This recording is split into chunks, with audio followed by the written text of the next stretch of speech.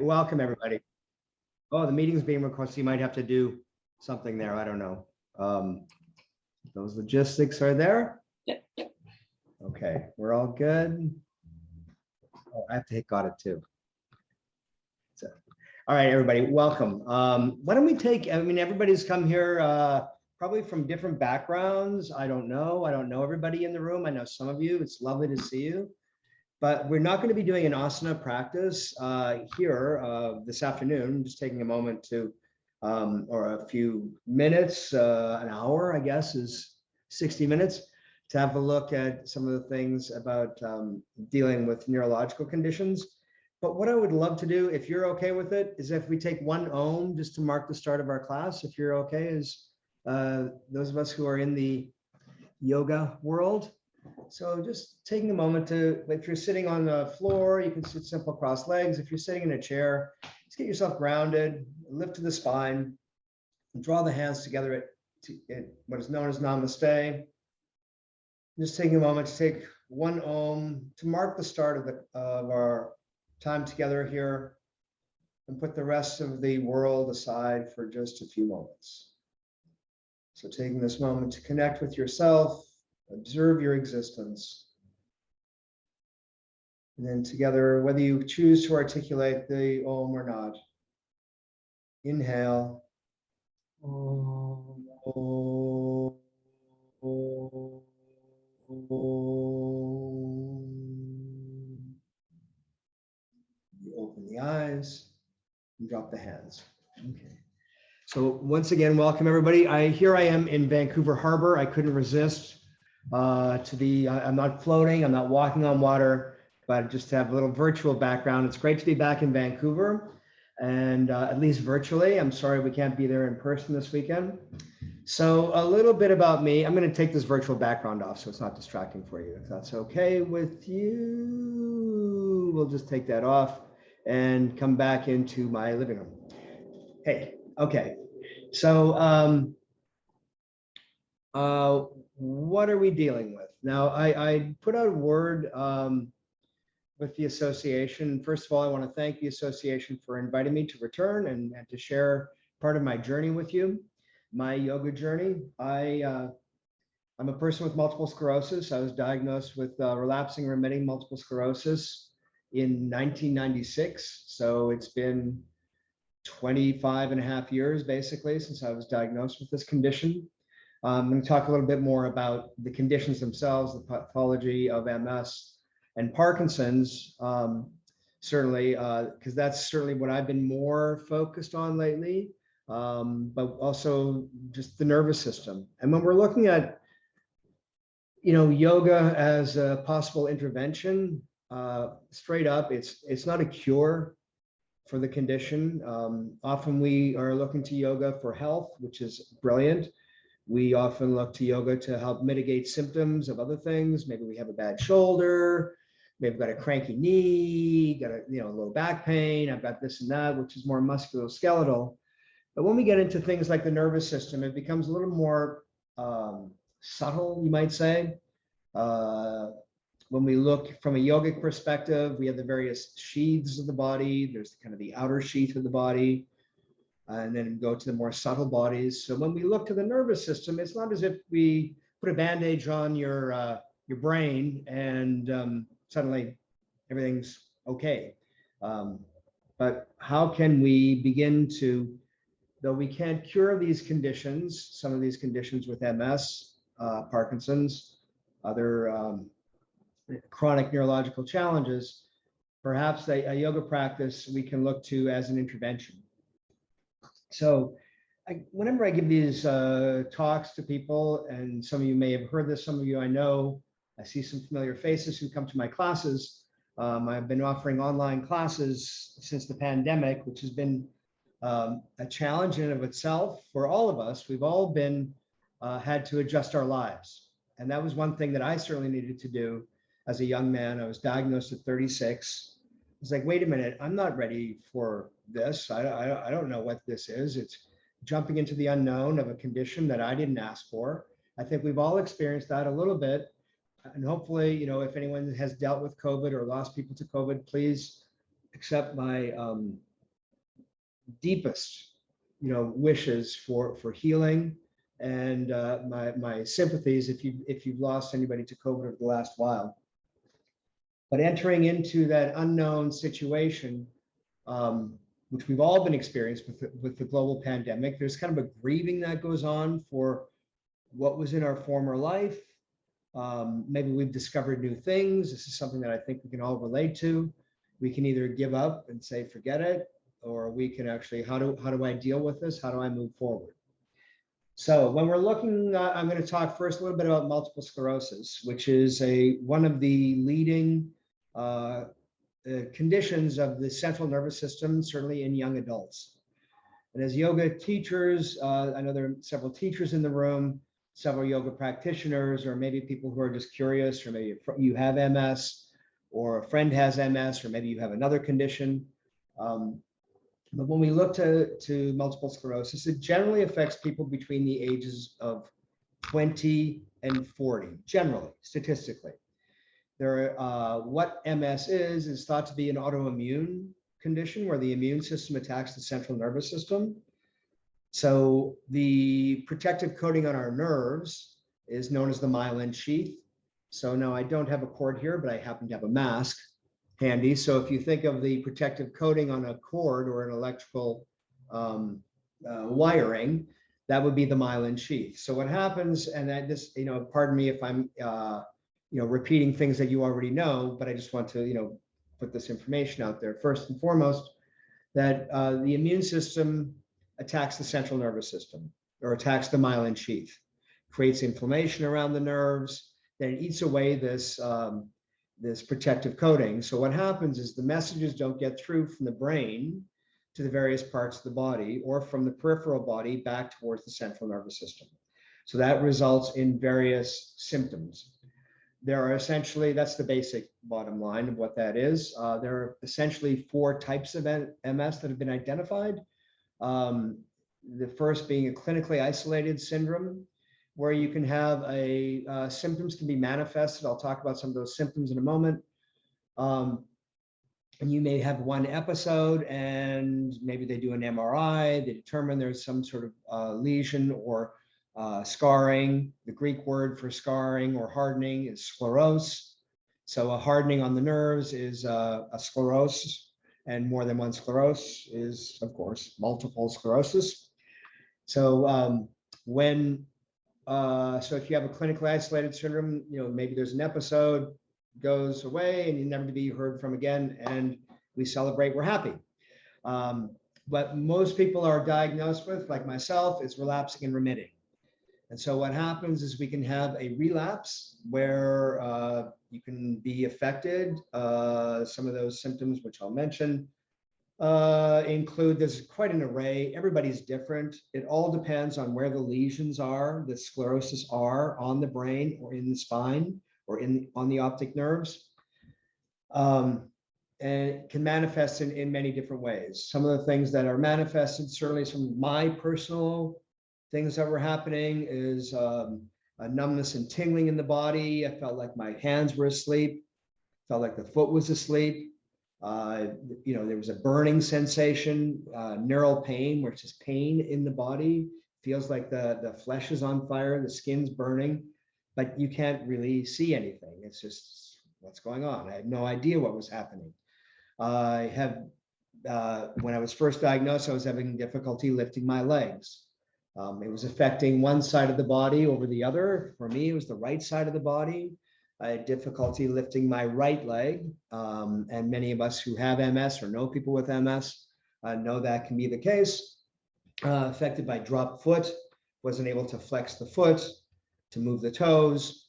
Some of the other things that I was experiencing before I ended up going to the doctor was numb. I'd gone numb. I was having what is known as dysmetria, which is an intention tremor. So what that is, different from Parkinson's, an intention tremor is when you are going to perhaps reach for a fork or reach. I first noticed it when I was in the car and I was reaching to change the radio station in the car. I was still able to drive. At that point, I'm driving again, but it was like changing the radio station, and I was aiming for the button and my hand would just go askew. So I was either overshooting or undershooting or not being able to hit the target. Those were some of the things that were starting. I was producing a play at the time, so it's under a lot of stress.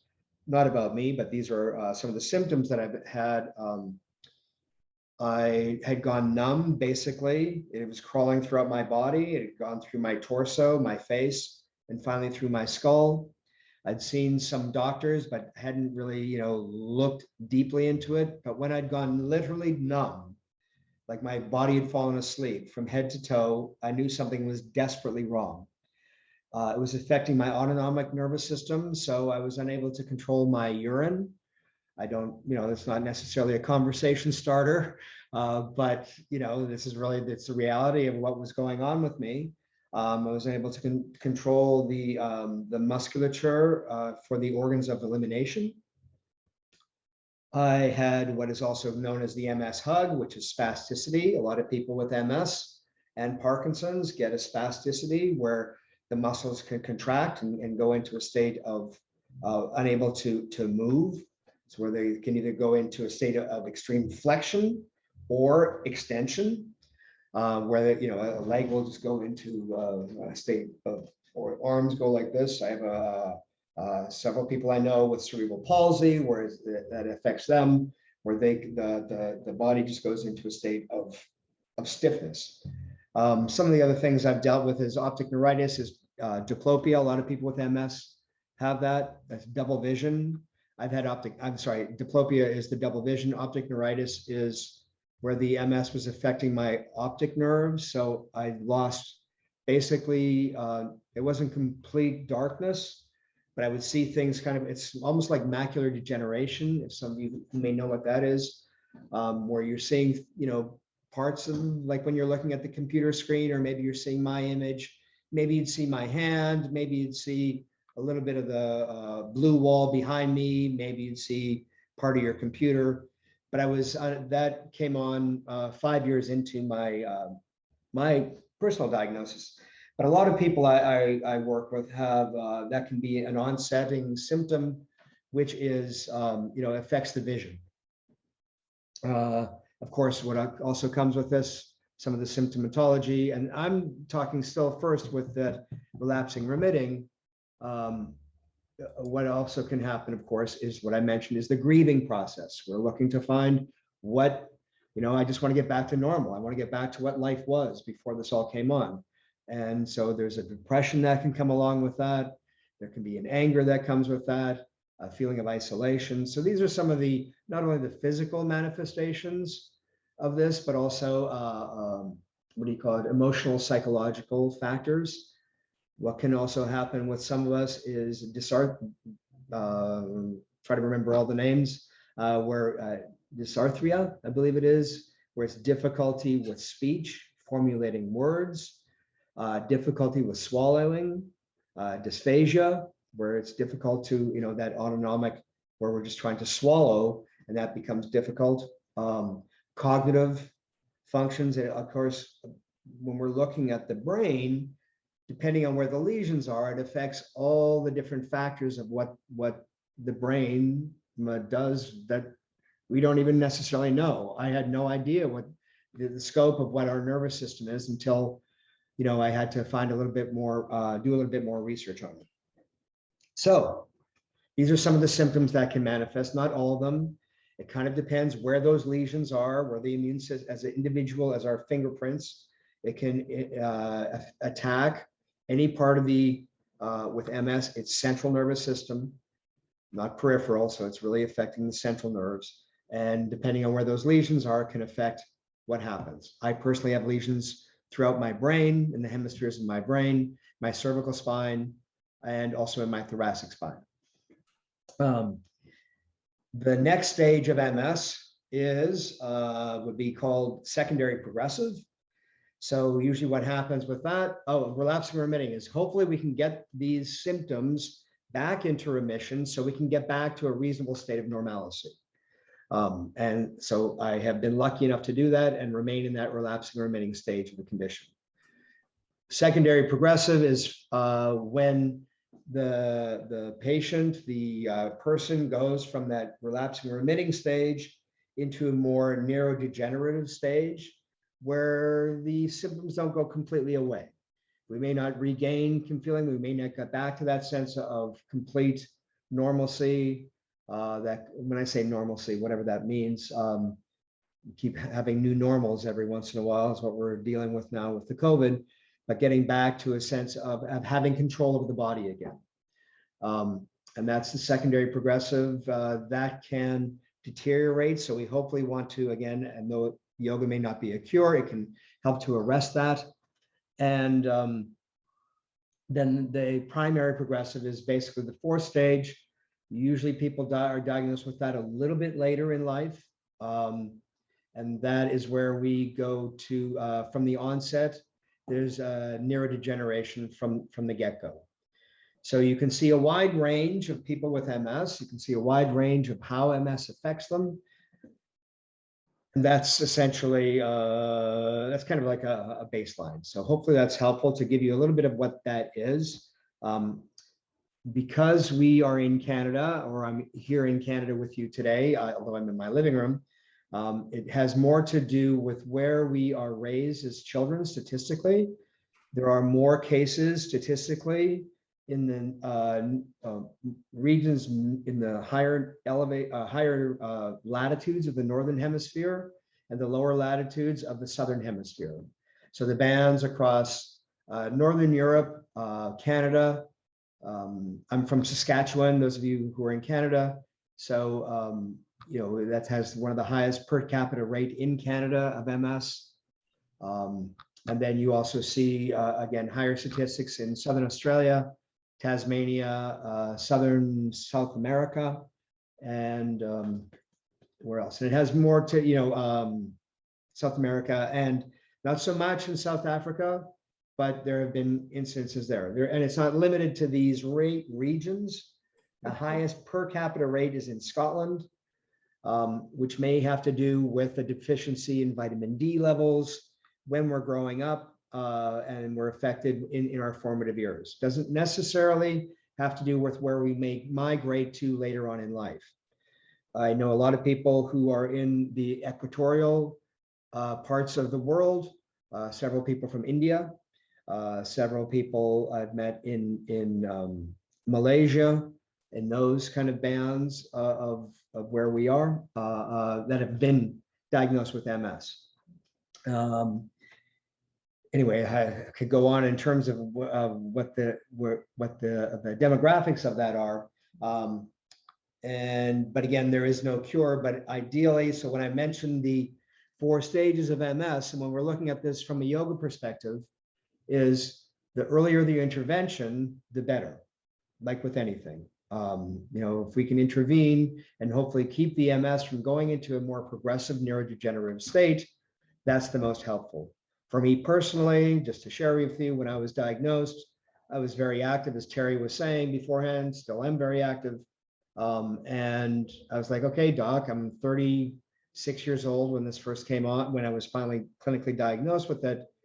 So what do I do? And he suggested swimming to keep the body cool, because often when the body heats, so something to bear in mind as yoga teachers as well, heating poses, heating asanas, can actually make symptoms worse. They're not necessarily going to bring on an exacerbation, but it can make things worse for what may be going on with the student or yourself. And then he also suggested try yoga. So some friends of mine visiting me in the hospital suggested I try Iyengar yoga, because as we know, most of us who are in the Iyengar tradition is that Iyengar yoga can have the use of props to facilitate movement, body function, so we can keep our body moving, so things don't atrophy. And so the earlier the intervention, the better. I'll talk a little bit more about from a teaching perspective in a moment. I also wanted to mention Parkinson's. So talking a little bit about Parkinson's. Now, Parkinson's is different than MS. In terms of it's really a depletion of the motor neurons, the dopamine, which is in the central part of the brain. And so what happens with that is then we start to lose perhaps similar manifestation of symptoms as MS, where we may lose balance. We may be subject to things like dystonia, that chronic spasticity, balance challenges, movement, initiation of movement, where there's a lack of movement that can happen. There's a tremor that happens with Parkinson's, and with Parkinson's more. My understanding, again, I'm not a doctor, but from my understanding is more of a resting tremor as opposed to the dysmetria where I have the intention tremor, and where the resting tremor is when the hand is resting, then maybe that's when the tremor starts, and it's generally starts in the earlier stages with one side of the body. It can go to both sides of the body, generally affects the limbs.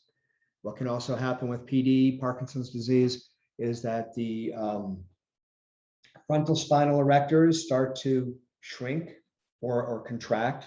There can be that dystonia, a bradykinesia, where there's a lack of movement, what is known as sometimes a masking or a freezing of the facial muscles, not freezing temperature cold, but a freezing where maybe harder to articulate movement of the lips.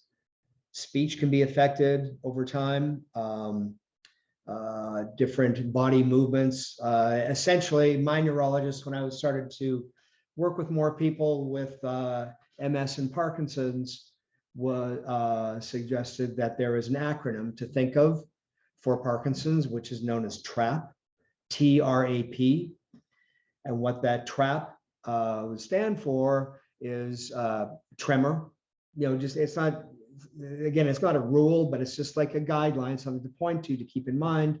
Tremor can happen, a rigidity of movement, of body movement, akinesia or a lack of movement. Also, bradykinesia kind of falls in that category. When we're going from one situation to another situation, it can, the body can just, the mind knows what it's going to do, but the body just kind of freezes and it can't move until, then start to initiate movement again. So that would be the akinesia or bradykinesia, and posture. So posturally, what happens, the spine starts to retract a little bit, becomes a little more stooped, and this can happen with PD, with Parkinson's. So those are just some things to bear in mind. So when we look to a yoga practice, which we'll do over the course of the weekend, looking at asanas of what we can do to hopefully mitigate those symptoms, hopefully relieve some of them. Again, we can't, cure these conditions. Wouldn't it be great if we could?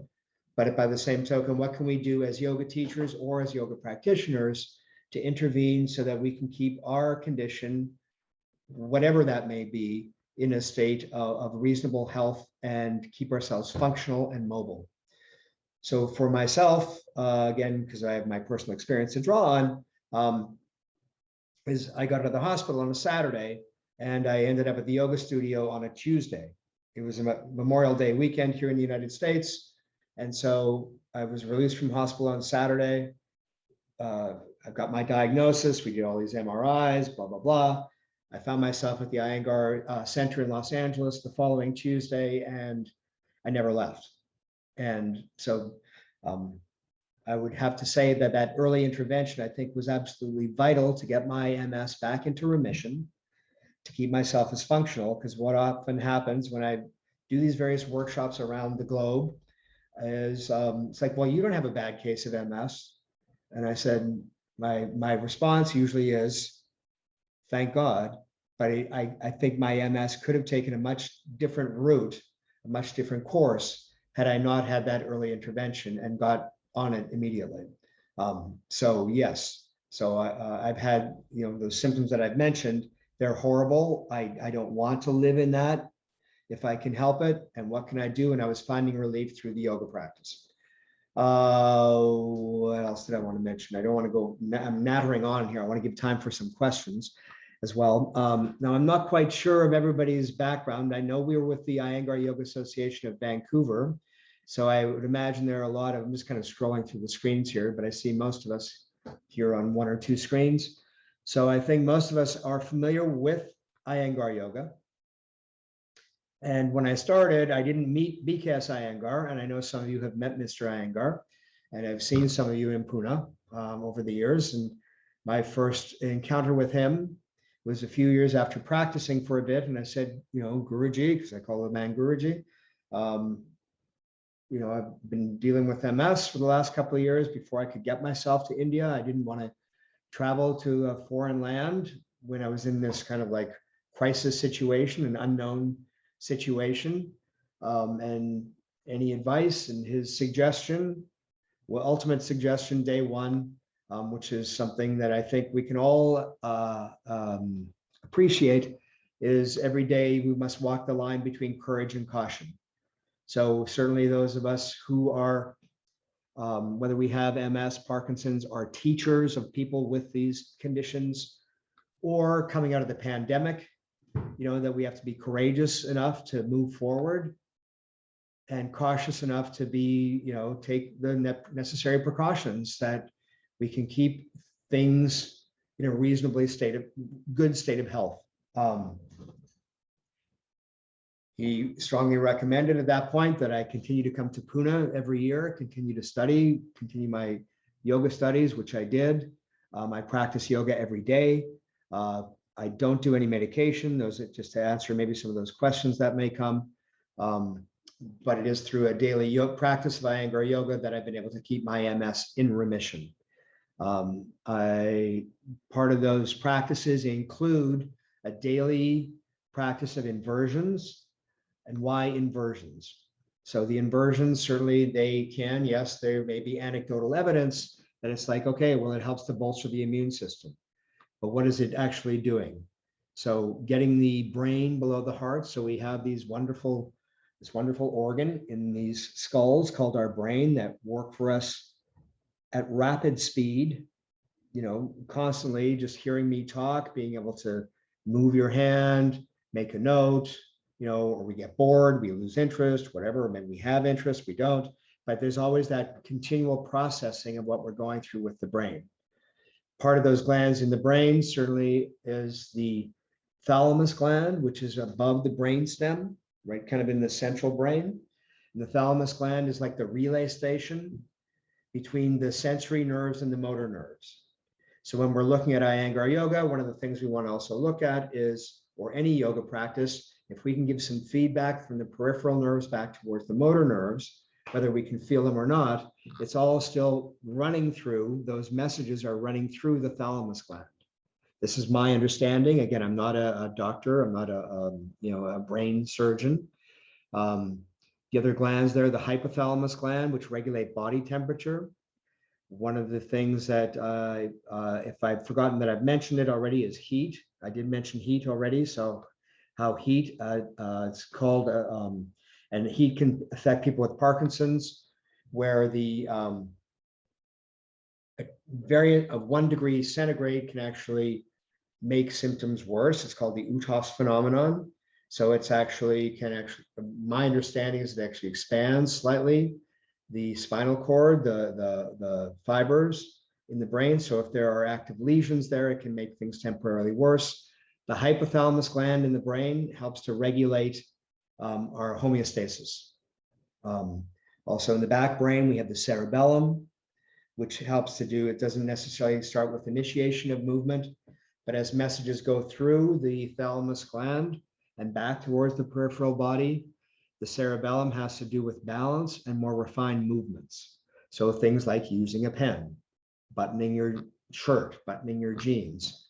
And so this is one thing that we want to keep, that brain health, as far as my understanding, and certainly in my journey, has been extremely helpful, which I also apply to others, which I want to show you, take a few minutes here in a moment before we do any questions. Some of my students who, 2 students of mine, one with Parkinson's and one with MS, and so the inversions have been helpful. The inversions have been helpful, certainly in Pune with the Iyengars. Several people who have been there when I've assisted there as a teacher in the medical class. I've been a student in the medical class as a person with MS. I've also been a teacher. Some of you I know have been teachers there as well, and worked with other people with Parkinson's and other conditions. I know someone also mentioned Hypothyroid. I got one email. I didn't get a lot of emails, so I'm just kind of trying to give a wide overview. So I'm trying to find as much as I can to give you as much information. And of course, with hypothyroid or any of the thyroid affected, the endocrine system is affected, which has to do, of course, once again, with the hypothalamus, which lives below the thalamus. So getting that, the brain, some asanas that would be helpful for the brain, I have found to be extremely beneficial, not only for myself, but some other students. Again, another piece of anecdotal evidence, my personal agreement with my doctor when I told him that I didn't, my neurologist here in Los Angeles, when I suggested that I didn't care to go on an autoimmune suppressant, which is one of the drugs that I was being suggested to go on, or modulating the immune system. I wanted to see if I could do it more naturally. After I lost my eyesight for a wee bit, that was about 11 weeks when I had the optic neuritis. That's when I had a few months later another bout with it. I thought maybe it's going into secondary progressive. So my agreement with my doctor was that if you're gonna go off, was first to try the medication. So I thought, we'll give it a go. So I gave it a go for a couple of years. Felt horrible on it. It's not, is what it is. And it's like, okay, but then I thought, well, let me see if I can. I'm not suggesting to go off it, but I'm telling the story for the fact, simply because my agreement with my doctor is that we look at my brain once a year, doing annual MRIs of my brain. And having gone off the medication at the end of 2003, I was on it from 2001 to 2003, the lesions on my brain have reduced in number and size. So, which has been great. I've been able to keep my body, functional. And is that because of the yoga? I think it plays a strong, important role. And the practice of asana, the practice of mindfulness, the practice of pranayama to keep the body functioning and moving and the brain healthy. There is so much, I'm trying to give as much as possible in this talk here today. One of the things that I know, because several teachers, and I know people will also be getting this recording who may not be with us here today, but as teachers, we want to help out, which is natural, of course, as a yoga teacher. When we come into teaching yoga or as a yoga therapist, our goal is, we want to be able to help somebody who may be suffering, ease our suffering or ease our students' suffering. So one of the things that I encourage always is sensibility, observation, and sensitivity. So an SOS, if you will. So you want to be, sensible. It's like, what's going on with this person? You're seeing somebody for the first time, someone comes to your class, they've got relapsing remitting. I don't want them to go. I want to see if I can help mitigate that or help perhaps slow any progression of the condition. At the same time, keep them functional and mobile. So that's, let's be sensible. So, okay, so I may have an idea what I'm going to do. So what is one thing we can draw on for that as a yoga therapist, as a yoga teacher, is we draw on our own practice. So imagine that you could put yourself into that person's body, get a sense to get a, it's now we're a little bit different here on Zoom than we have been in real life, but in real life, we can kind of get without necessarily touching the body, we can get a kinesthetic sense of what that person may be going through, what once we have a conversation, what's happening with them. Have a look, see what's going on in their body. Observe, observation. How is the person standing? Are they able to stand on their feet? Are they able to stand at all? Are they able to sit in a chair? Are they able to get up? Can they move? Can they move their arms? Can they move their legs? And then being sensitive. Find that sensitivity. Okay, so I have an idea. I have this great idea. Okay, I read this book. Garth put this book out. And now the book is really not the all end all. And others have written books. Many people have written books, but it's a starting point. And it's worth saying, especially to the Iyengar practitioners in the room, the day before she left her body, I had a conversation with Gita Iyengar. It was right after the 100th anniversary of Mr. Iyengar's birthday. And I'd gone to say goodbye to her because I was leaving the next day. I was leaving on the 16th of December. And I went by to the Institute to just say hello and thank you, and I'll see you next time coming.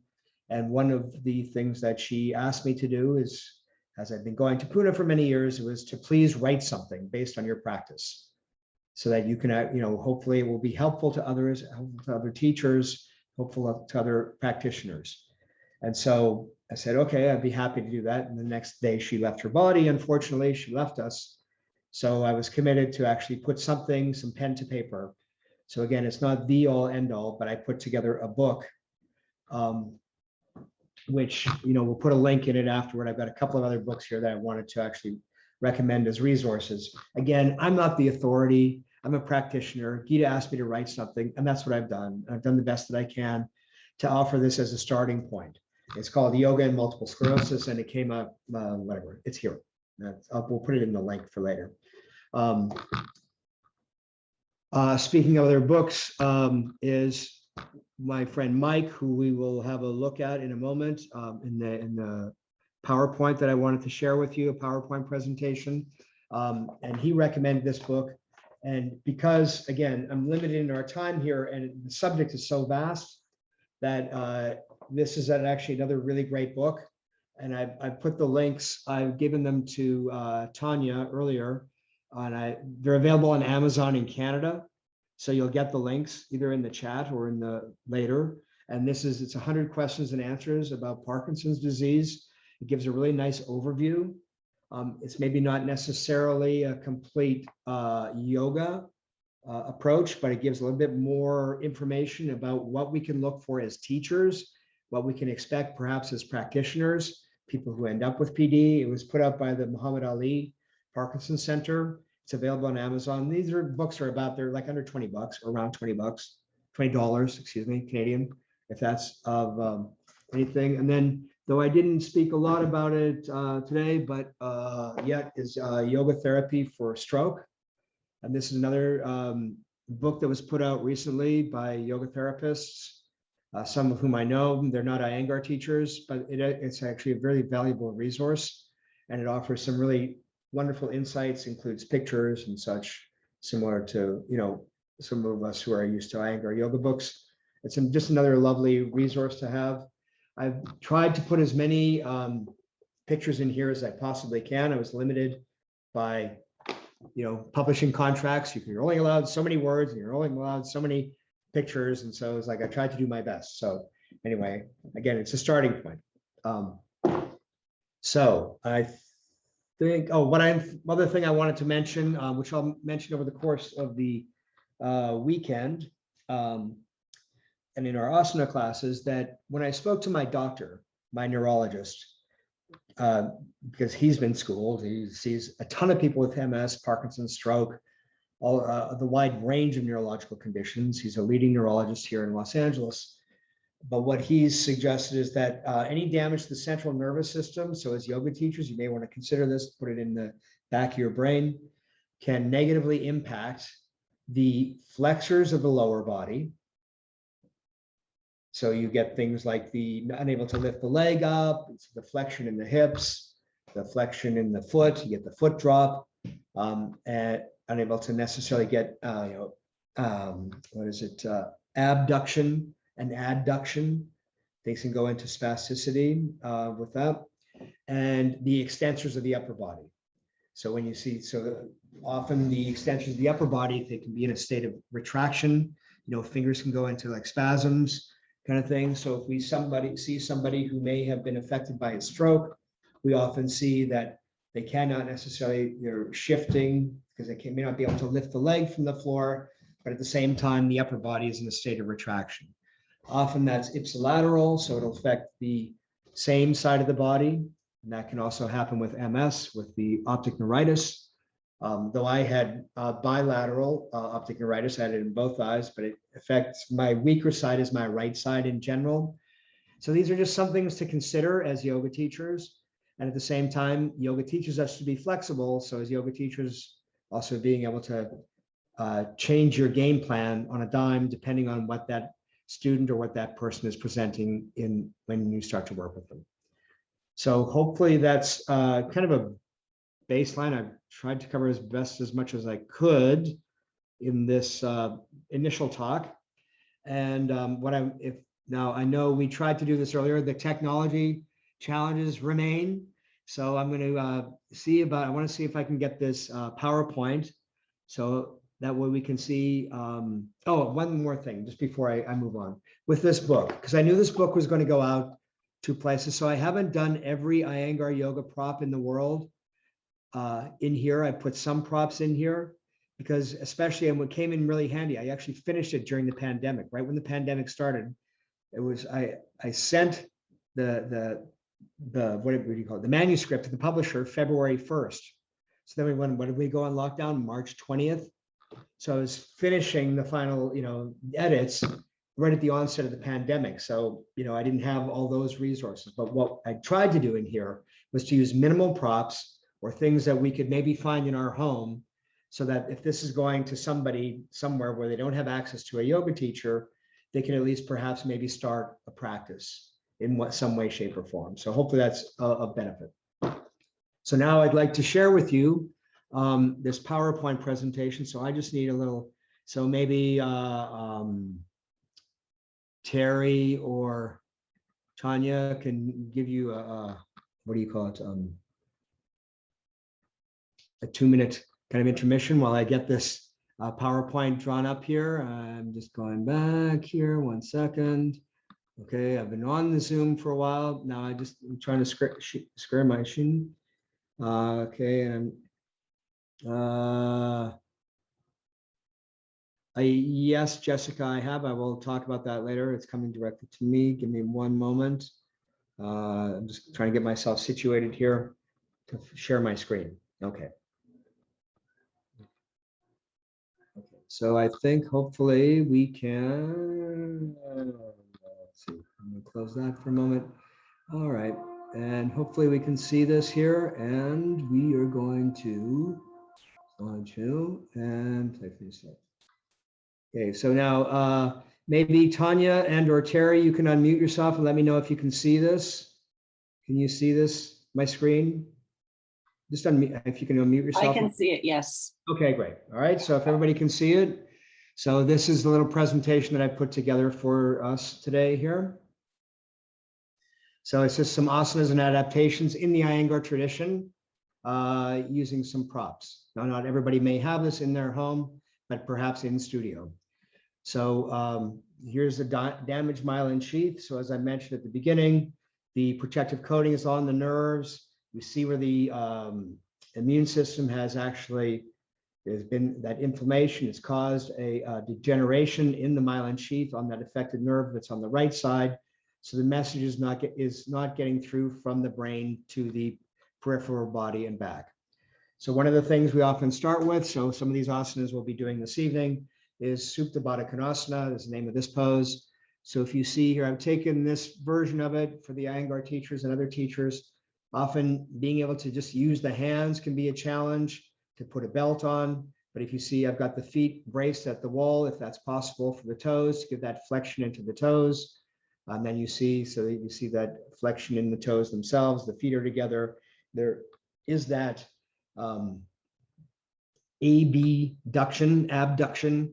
So it can help with spasticity in the legs and can be a very restful pose. We'll talk more about it.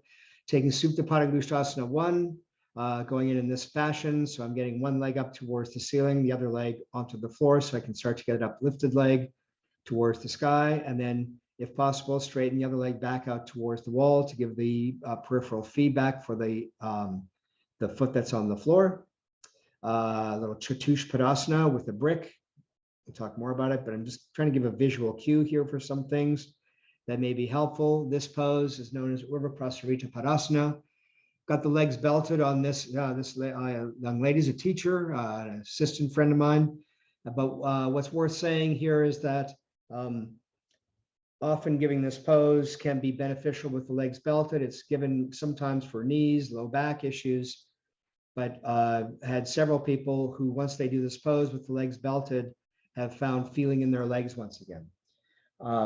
Albeit temporary, but it sends the signal that hopefully it offers some, not false hope, but some hope that there is still some sensitivity. If we can't get to the floor, we could build up a platform by using 4 chairs. Of course, things can be done on the edge of a massage table, perhaps, the edge of a bed, someone's bed, worst case scenario.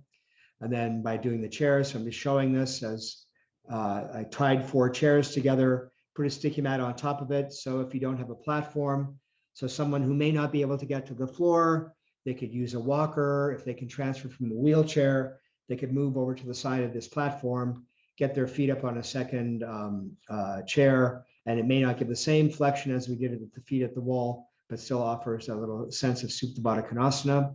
This is with the legs up the wall. That's, I had someone tie me up, and then what they did is they took those chairs and they slid them to the wall, then, had my legs belted, and then put the sandbag on the feet.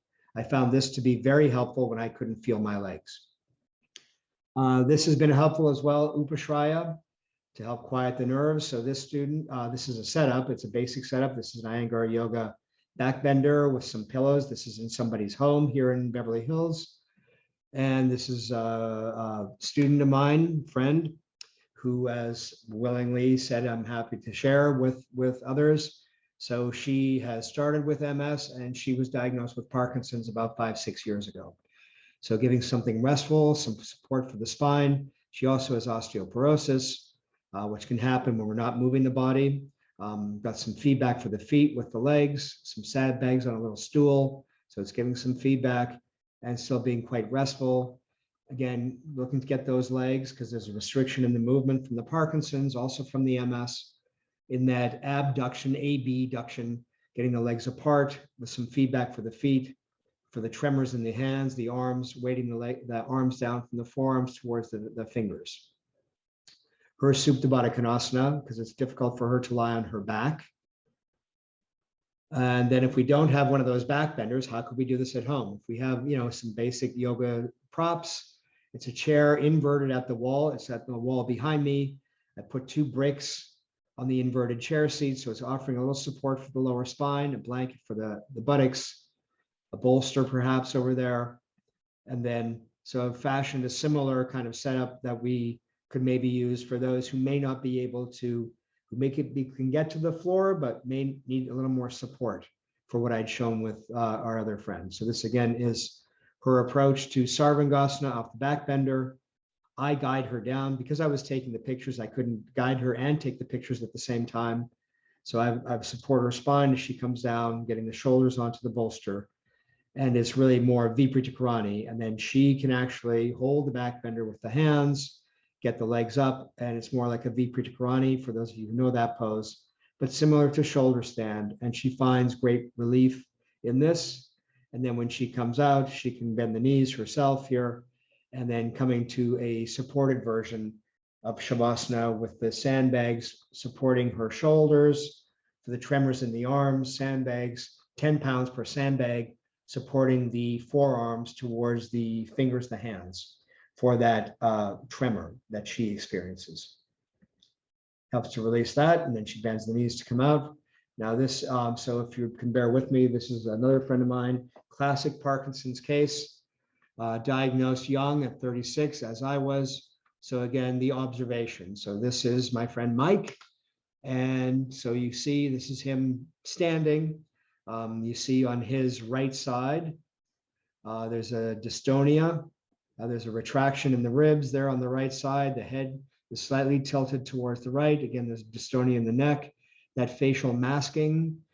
He has deep brain stimulation where there are electrodes inserted into the brain to help with tremors, and there are wires running through his neck that go into the brachial plexus in the shoulder region.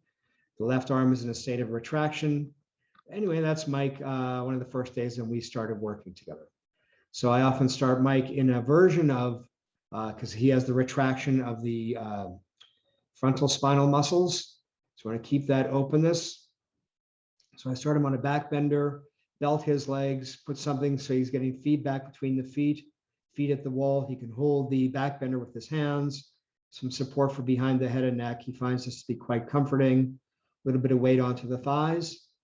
And this is him going towards his version as best he can towards Urdhva Dhanurasana.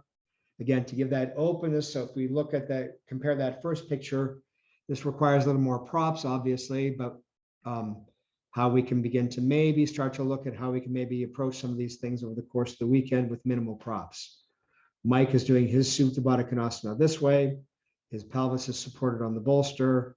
We get a little bandage for his right neck so that the neck remains more integrated in line with the spine, and he's able to get the legs apart. This is Mike doing his Adho Mukha Vrikshasana, or Vrikshasana, excuse me, tree pose.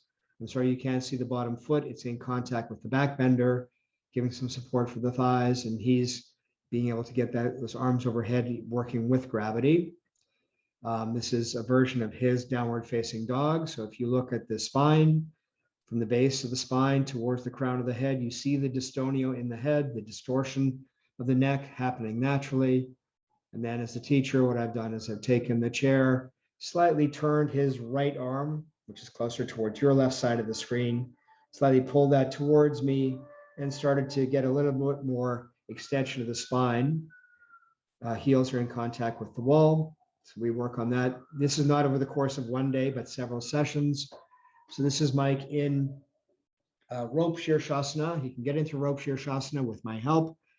Something with the hands to hold on to, something for the crown of the head, so the head is not left hanging. But if you look at the shape, the line of the spine from the heels, center of the heels in Baddha Konasana to the crown of the head, the spine is a little bit more aligned.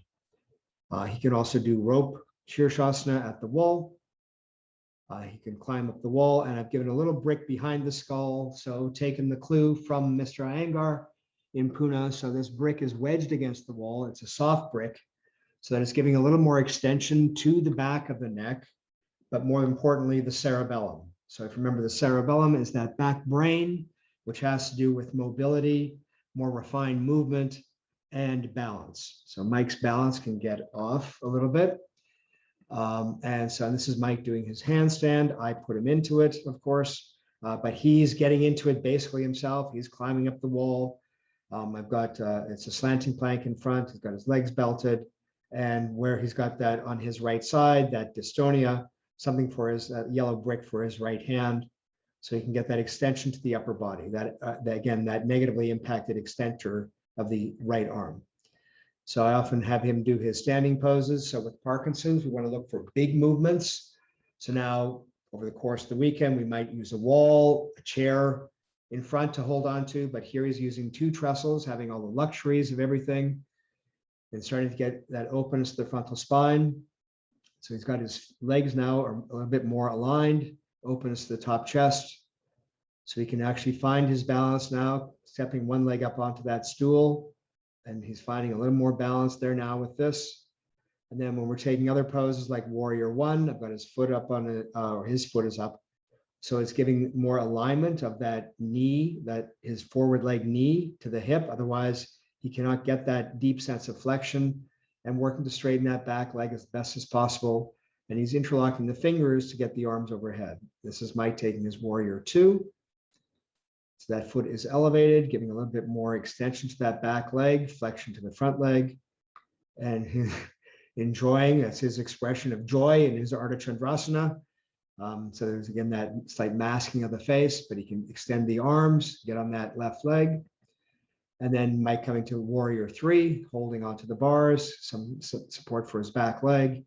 And though it can start the tremor a little bit when he starts into it, it helps to mitigate that when he's holding on to something, giving something for the peripheral nerves. Mike taking Upavishta Konasana. I didn't take a picture of him holding the belts, but he often holds the belts for his feet. He's elevated on a bolster.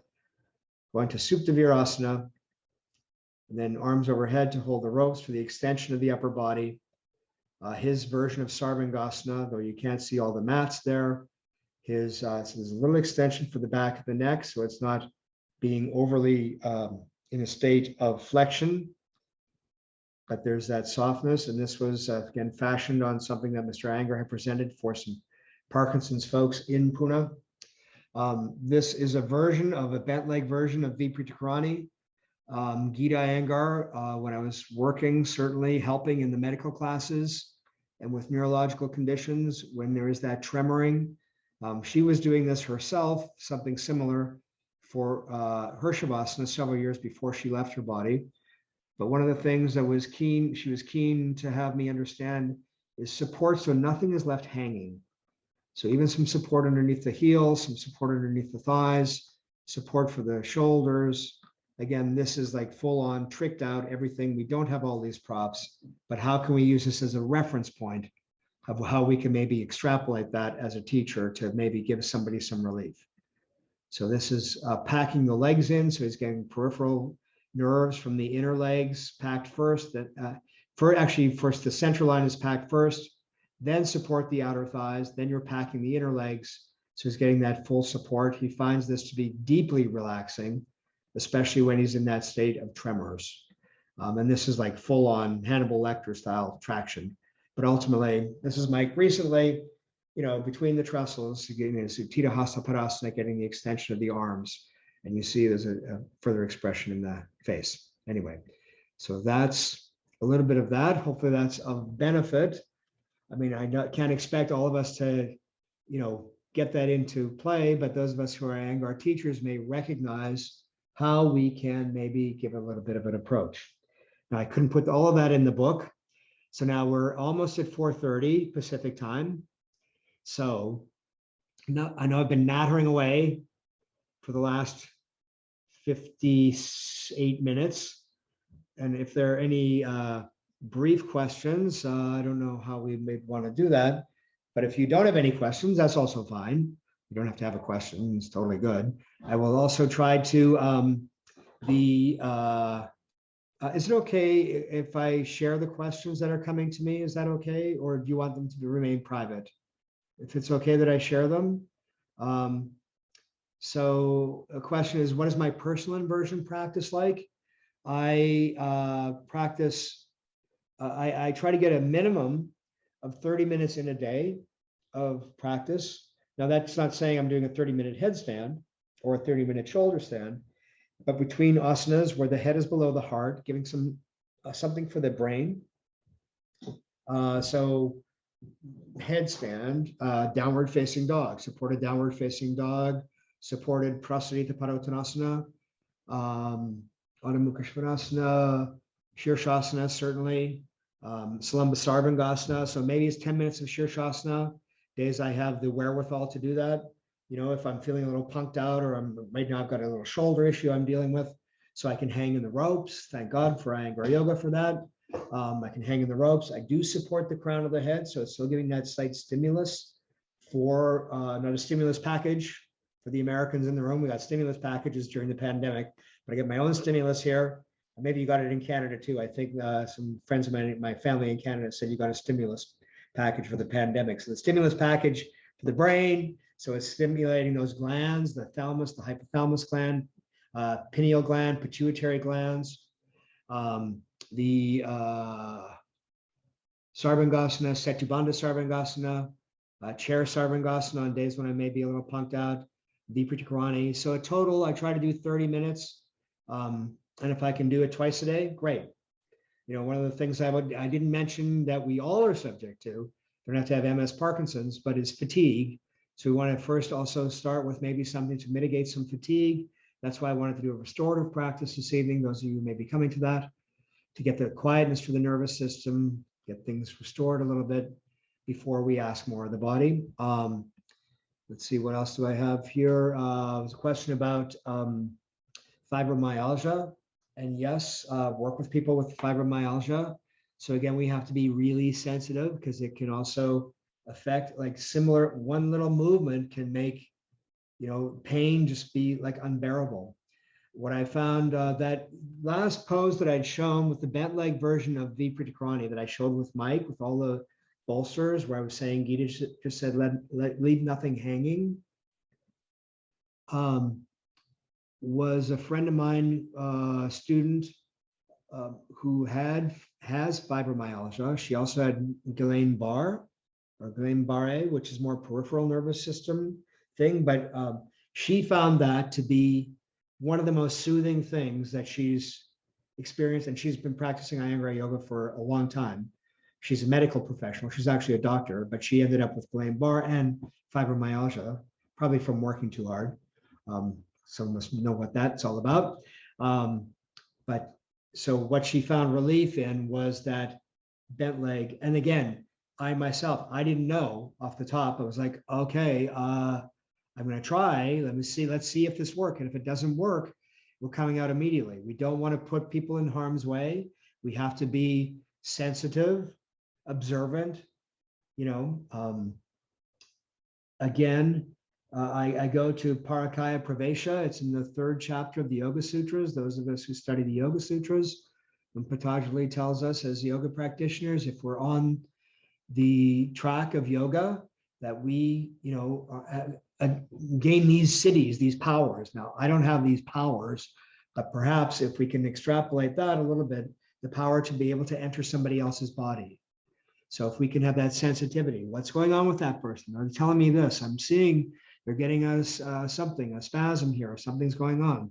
I have to be able to, and especially easier in real time, very difficult to do on Zoom, unless you're working one-on-one, that to be able to shift and change as much as possible, as quickly as possible to mitigate, so we're not in that state of pain and suffering. We want to mitigate pain and suffering and return to something. I think that's a big thing with yoga therapy and Iyengar yoga in general, to a state of whether it's normalcy or whatever it is, a state of being able to reacquaint ourselves with the known. What it was like before we were experiencing all this, where we were in a state of comfort. When poses are difficult for someone, how do you keep them cool? Opening up the armpits, opening up the ventilators of the body.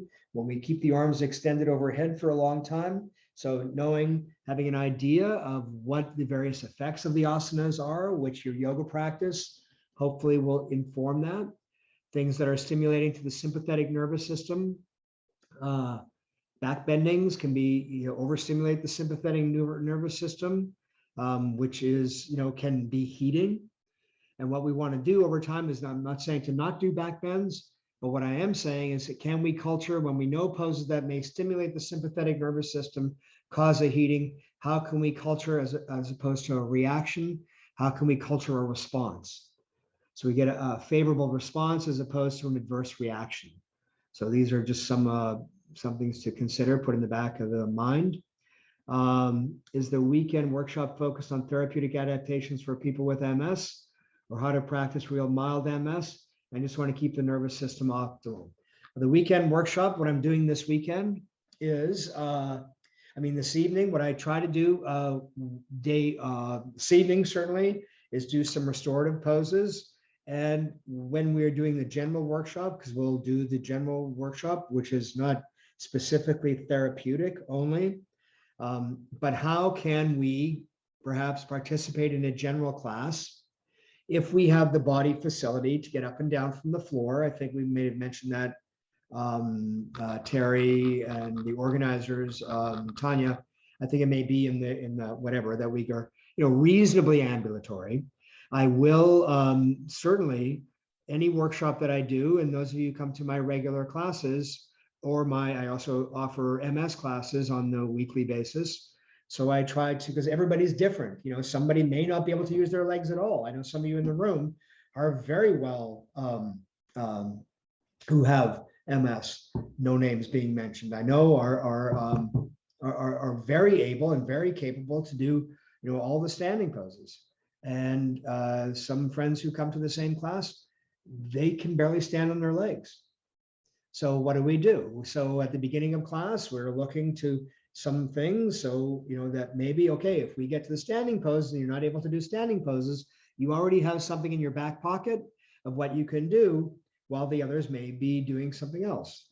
Often what I try to do is present what a traditional pose is, and then those, depending on who's in the room, what our ability is, to offer a few adaptations of how we can maybe address somebody who's got Parkinson's, somebody who's like, I've got MS, I'm usually fine, but today I'm just so fatigued, but I want to come to the workshop. Okay, so maybe maybe we modify the practice a little bit. For the teachers, worth saying before I know we're getting, but you okay if I go a couple more minutes just to kind of answer these questions a little bit? For the teachers, when I was my teacher here in Los Angeles, before I ended up getting myself to Pune, was when we were in live classes, I always had me with the menstruating ladies. So those of us in Iyengar Yoga know we often have, perhaps a separate practice for the ladies who are menstruating, maybe on their menstrual cycle. She had me go to a level 2 class to start, as opposed to going to a level 1 class, because the rest of the students were already familiar with some of the introductory poses of what she was doing in a level 2 class. So she could keep the class going while at the same time give my attention, with the help of an assistant, to the ladies who were either menstruating or myself, who was maybe in need of a little bit more hands-on help.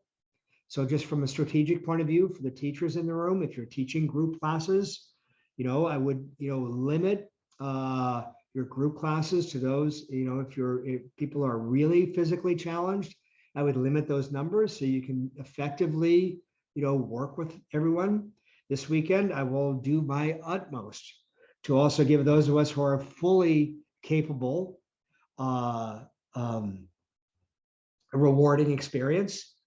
I'll try, I'll do my best, so that we can, how do we work in a general class?